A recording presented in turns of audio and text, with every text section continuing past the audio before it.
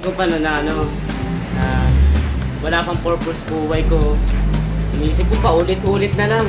Droga, sigarilyo, tambay, basag ulo, kahit lahat. Kung ano pinagagawa, inom. Pero yung nag-encounter ako, grabe. Yung paulit-ulit na buhay ko, hindi ko na malayan na tumatakbo na. Ang layo na tinatakbo ng buhay ko. Nakasalubong ka na yung mga tropa ko, mag-encounter na kami. Sabi ko, batak ako sa shabu, tapos naniningkit yung mata ko sa marijuana. Pero ganun feeling ko. And malapit namin din simbahan, nag-decide na kami.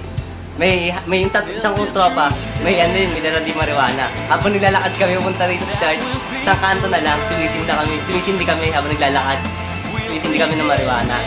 Tapos noon, bago kami mag-register, tapos ng register, nag-yosi kami. Eko, usap-usap kami tatlo. Ito na yung pinakauli natin pag-yosi ha. Yun, pagpasok namin dito, encounter na. Unang gabi pa lang, boom! Sumabog din yung katawan ni God, yung mga dugo niya, pati yung puso niya, pati yung dugo niya naubos sa napakasapos. Yung araw na yun, yung din sumabog ang puso ko dahil sa mga kasalanan. Yung din sumabog yung mga luha ko, yung din kung paano naubos yung dugo ni God sa pagkapako niya. Doon din na ubos yung luha ko. Ibig sabihin nun, oras na para magbago ko. Ibig sabihin, pinatawad na ako ng Diyos. At oras na para tanggapin sa sarili. Dati, I'm a gang leader, but now, I'm a cell leader.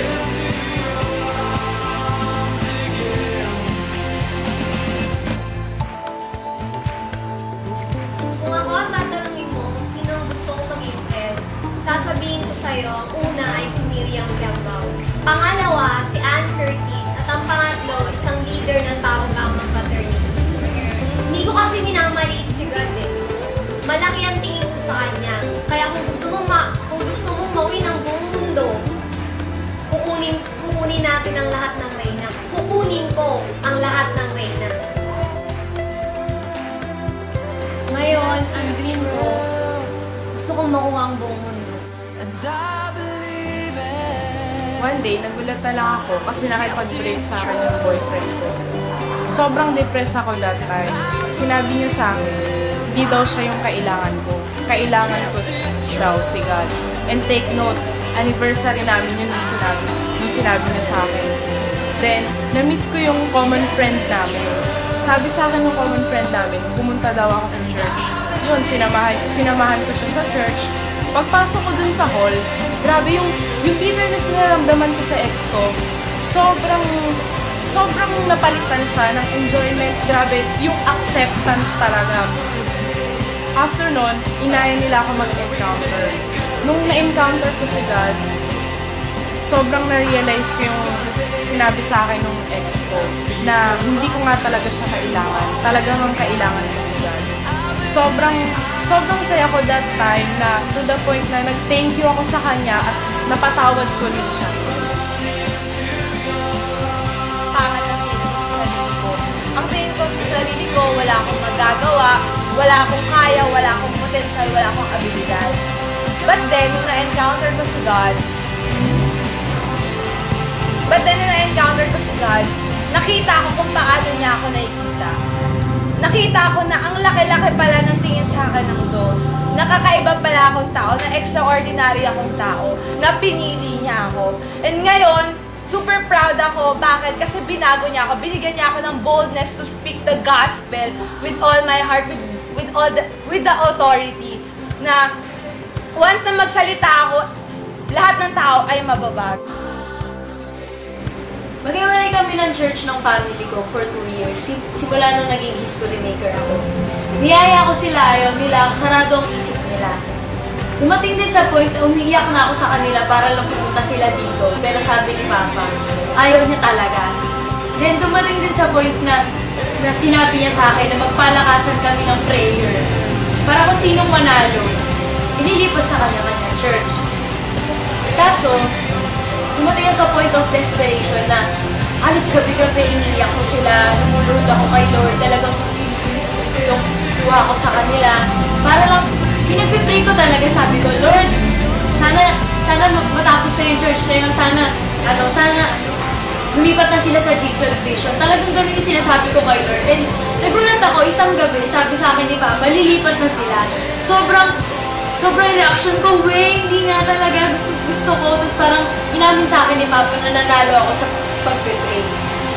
Tapos ngayon, yung Papa ko nag-encounter, sobrang on fire siya.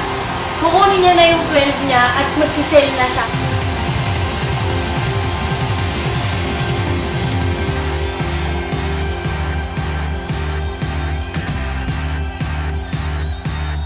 Dahil sa history maker, siguro ngayon ay mga addicted user. Subalit, naganap ng katotohanan para sa aking buhay. Darating na ako sa pagka-pastor rapper.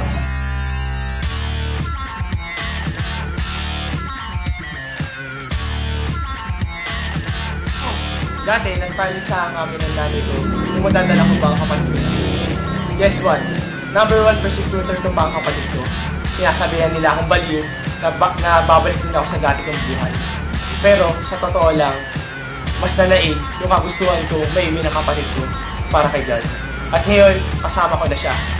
Nakasimula lang sa akin ang pagbabago, sumunod ang kapatid ko, at ngayon, ang buo kong pamilya. And I'm proud to say, I am a history maker. I am a history maker. I'm a history maker. I am a history maker. I am a history maker. I am a history maker. I am a history maker. I am a history maker. I am a history maker. I am a history maker. I am a history maker. I am a history maker. I am a history maker. I am a history maker. I am a history maker. I am a history maker. I am a history maker. I am a history maker. Ako ay history maker. I am a history maker.